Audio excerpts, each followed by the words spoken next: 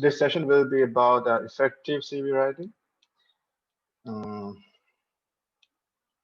so first, let's discuss what is the difference between a CV versus resume, because this is one of the common mistakes that I have seen uh, from most of the undergraduates. And the next one, we will talk about CV writing tips as well as do's and don'ts.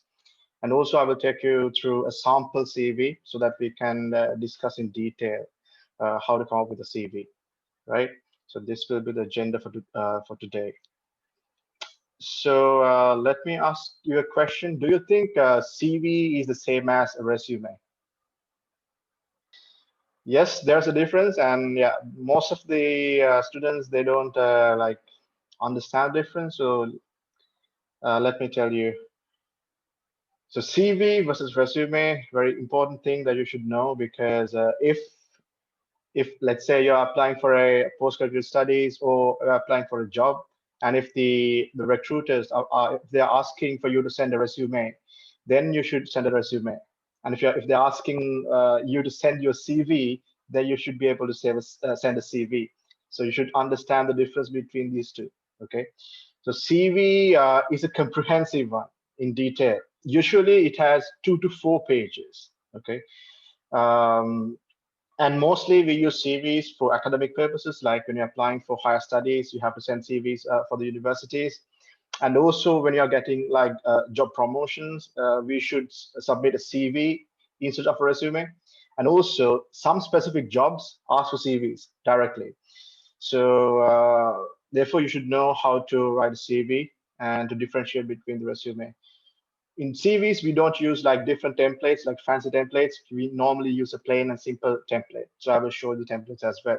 But when it comes to resumes, usually we use resumes when generally applying for jobs, right?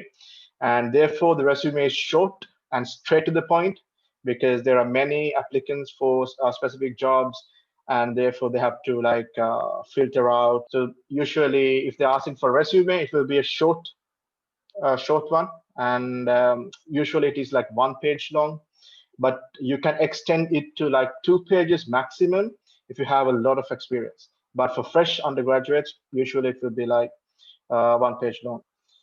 And here you can use like colorful highlights, for example, to highlight specific topics, right? But still, I would not recommend you to use like a fancy template.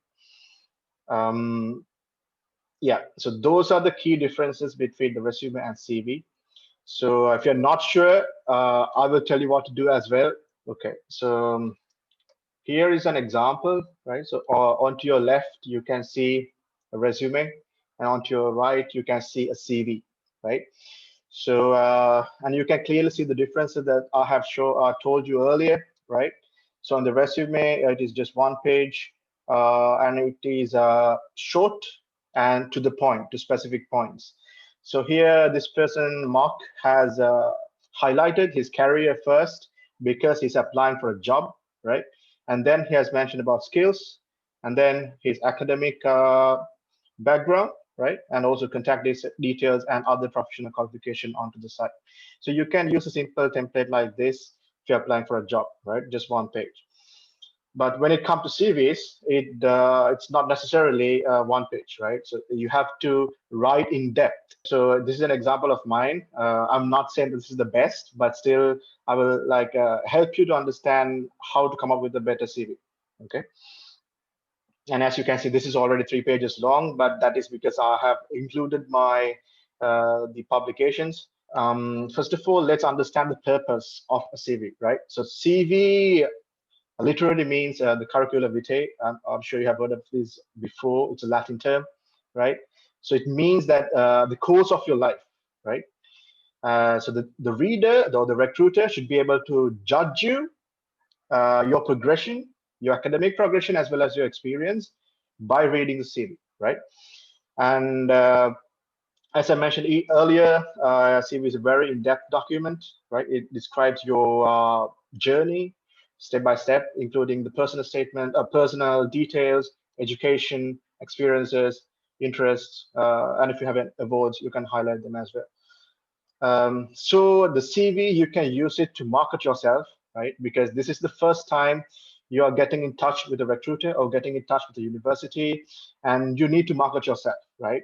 So this is the first opportunity that you get to highlight specific experiences, like key experiences that you have that will stand out from the rest, right? So make sure to use your CV to market yourself, right? Then make sure to update your CV. That is also very important, right? So when you are submitting your CV for different jobs, don't just submit the same CV over and over again. You have to update it. You have to customize your CV to the role you're applying, right? So you have to update it continuously since you are getting qualifications uh, like for a year or so, right? So you have to update all of them. Like if you have done like pet projects within the year, you can update them as well. So make sure to keep your CV updated. So these are the key important points that you should know. So these are the do's and don'ts, right? So first, you should understand the requirement. For example, as I mentioned earlier, CVs can be asked for when you're applying for higher studies, when you're applying for specific jobs. Let's say when you're applying like for a conference, like a keynote speaker, right? So they ask for you to send your CV, right? Then you should send, like I mentioned, a lengthy CV mentioning about all your qualifications, right? So you should understand the requirement, and you can customize based on the requirement. For example, if you're applying for a job and if they ask for a CV, you can mention your experiences first before mentioning about education. But if you're applying for a university like a master's course or a PhD program, then you can highlight your education on top and later your experiences, right? So likewise, we have to customize our CV to the purpose, okay? And always start from the strongest achievements, right? It can be academic or it can be your experience or industry experience. Then also you should remember to mention these things in order, right? Start from the most recent ones. Can be your most recent education qualification, or it can be your most recent experience. And also you have to, as I mentioned, since we are writing this in detail, you should highlight the points using positive action verbs, such as you completed this and this course, you successfully presented this conference paper, you delivered a talk at a conference. Likewise, you can use these active, positive verbs, right? But when you're applying, when you're sending your CV, make sure to proofread it over and over again. And if you can send it to a mentor or a tutor, go ahead and do that, because it's always good to verify before sending a CV, because you can't take it back once you send it, right?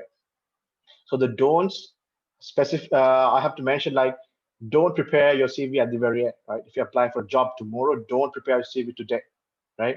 So make sure to keep it updated every now and then, and don't leave any gaps in education or in experience, right? Try to fill all the gaps and try to connect the years properly, right, in the order.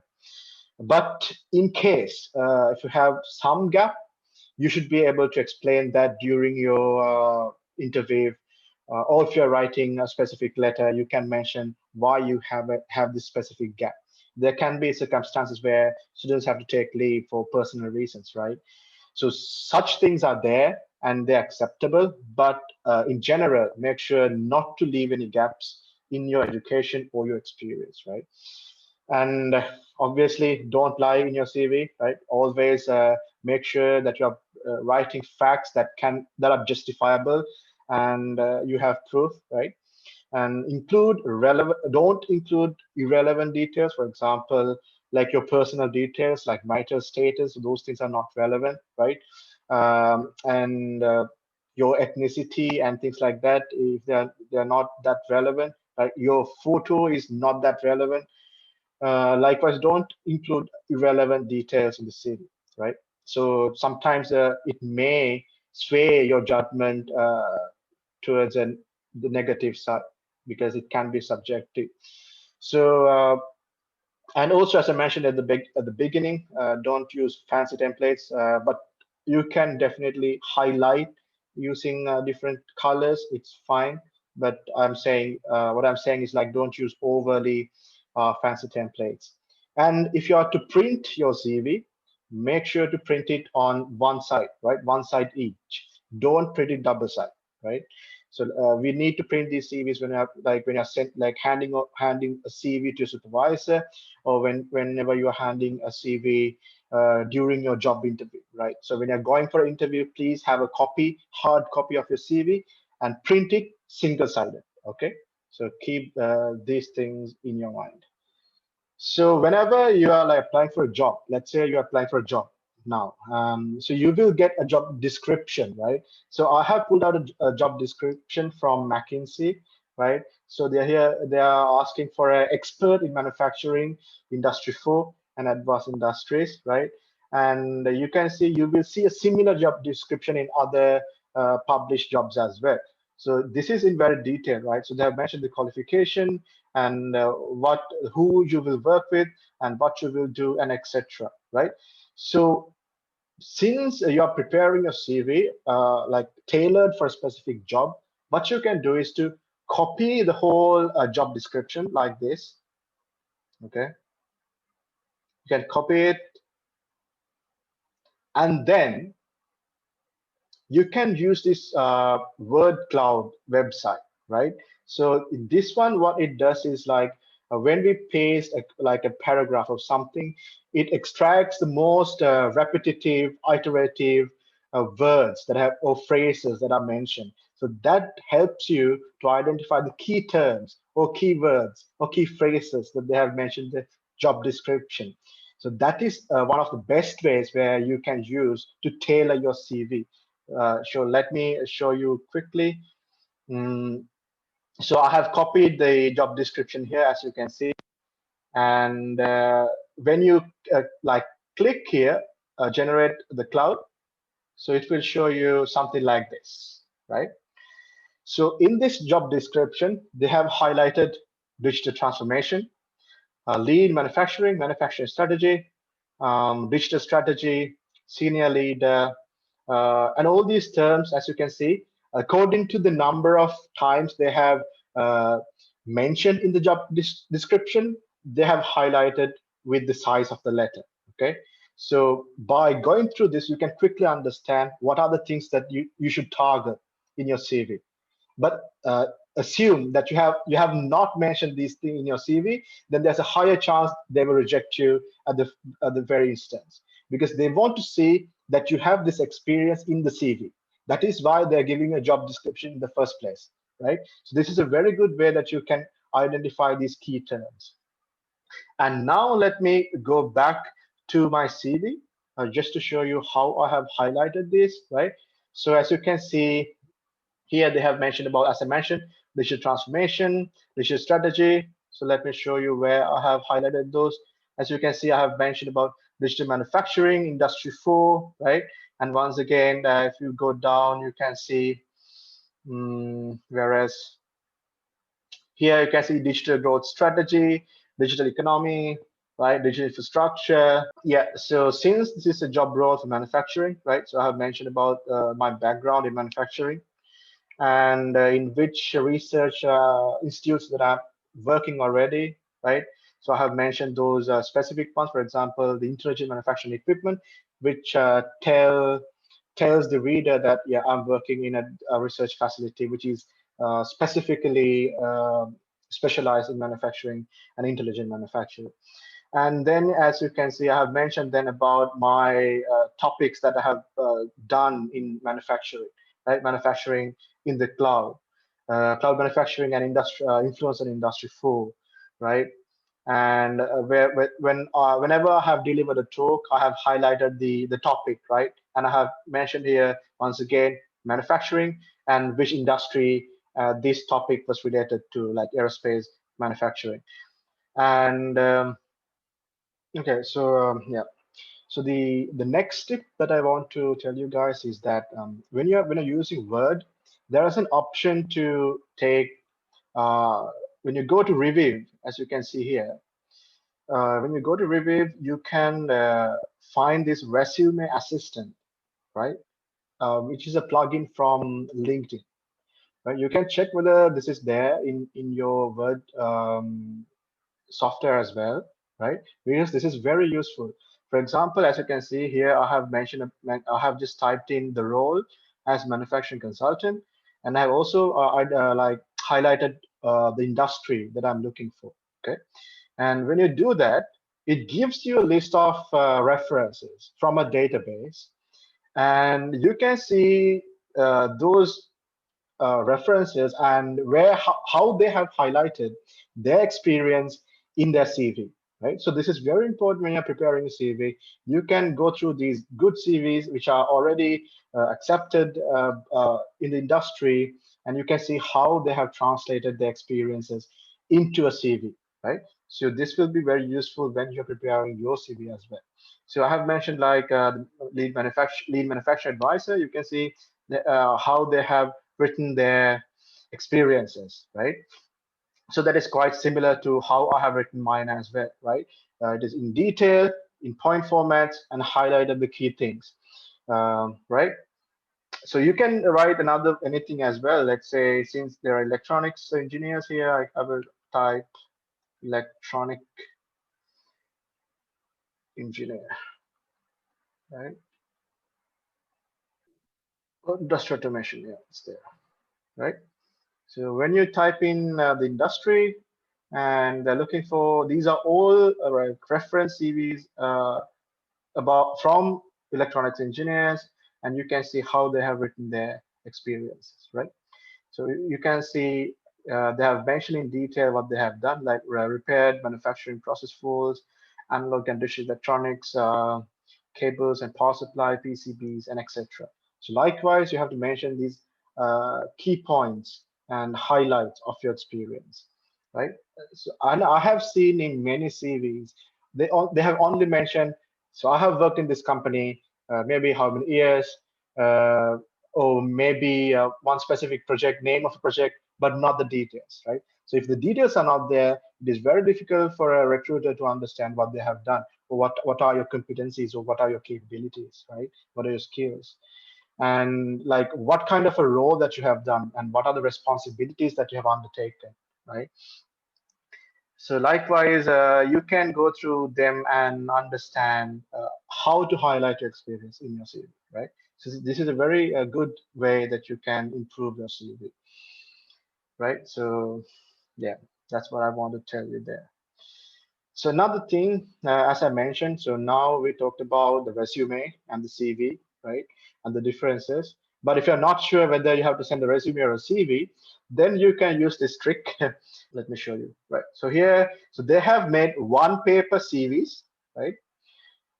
But it is one paper, but they have mentioned the details of the experiences, like comprehensive, right? So as I mentioned earlier. So this has the combination of both the resume and the CV, right? It is short, but also comprehensive, right? So you can, if you're not sure whether you have to send a very long CV or a short one, you can use this template as well, right? So since you're applying for a job, so they have mentioned the experience first, right? And then they have mentioned the education at the bottom, right? So as I mentioned, they have highlighted their key responsibilities or the roles they have undertaken, right? Team management and leadership, right? And supply chain operations for that specific role, right? And one thing you can identify here that they have mentioned metrics, right? 89% to 96%, right? And let's say so likewise, like you can see US 1.6 million over 2 years, right? Likewise, they have like highlighted the metrics, and that can be a selling point as well, especially when applying for a managerial role, right? So they need to understand, like the recruiter need to understand, like what kind of a role or what kind of a responsibility that this person has undergone previously, and what are his capabilities. So if you can translate your experiences into metrics like this, that can be really helpful as well. But the issue is, since we are engineering people, so we don't have many metrics. But whenever we can highlight them, because yeah, if you're a manager or someone, then definitely you can highlight the specific uh, dollar values, right, or the turnovers, or likewise. But if not, you can highlight metrics in terms of um, like if you supervise a specific group of people, how many people you supervised, right?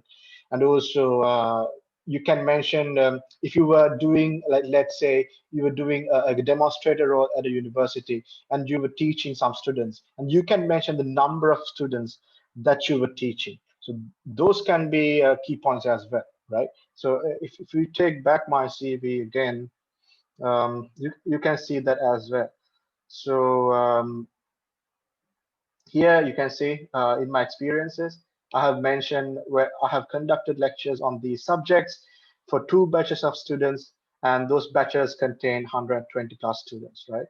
So likewise, those points are important, right? Then they can get a better understanding about your responsibilities. So we were here before, and yeah, let's move on with the rest of the slides. So this is some of the key points taken from a YouTuber where I just wanted to highlight these things as well, because I told you earlier, now there's a trend towards LinkedIn and things like that. So here you can see with evidence, right? This was a study conducted based on this many CVs, right? And number one point that I've highlighted is that resumes with a LinkedIn profile see higher interview rates, right? And then you can also say candidates, they have only included 51% of the important keywords and skills, right? So you can see it was 50-50. So the rest of the candidates, they haven't mentioned these keywords in their CVs. So definitely in a situation like this, the recruiters, they can eliminate or take those CVs out, right? So then you can see the third key point here is that the measurable metrics improve the resume outcomes, right? But only 26% of the resumes have included metrics, right? So you can see where undergraduates or postgraduates lack in their CVs. So they may say that they have a first class or a second class, but when they're preparing their CV, they leave these important points out, right? So at the end of the day, they lose the job opportunity, they lose the interview, right? To showcase more of your time, right? So make sure to include these things in your CV. And since this was based on applying for jobs, they have mentioned the ideal resume length is 400 to 600 words, right? But when it comes to CVs, as I mentioned earlier, it can be longer than this. Okay, right. I just wanted to show you. If you want to have a look at this video, you can search Jeff Su, right? And he has very useful content for people applying for jobs and things like that. And he's a very experienced person in the industry, so you can look at his videos as well. And once again, he has highlighted this figure just to highlight the context, right? So candidates who included a robust LinkedIn profile on their resume have 71% higher chance of landing an interview, right? But in the same time, if you don't have a very comprehensive LinkedIn profile, that reduces your chances in getting an interview. So if you are attaching your LinkedIn profile, make sure that it is complete. Okay, don't like attach the link if your LinkedIn profile is not complete, right? So make sure to follow that as well. Okay. Okay, so what we have done so far, we have gone through CVs and resumes, do's and don'ts, and I've shown you a sample resume. And I've introduced you to the LinkedIn Resume Assistant, and also have shown you the CV format from INSEAD Business School. So even my CV is inspired by this INSEAD Business School format. And so let's summarize. I think that's all that I have to talk about in this session. So you have to remember these 6 C's when you're preparing CV, okay? So all the information that you're mentioning in your CV must be accurate, right? So you can't insert false information. So that can like terminate you from the get-go. Even if you get the interview, and if they find out, like at the end of the day, if they found out that you have like mention something not true, then they can take you off the list immediately, right?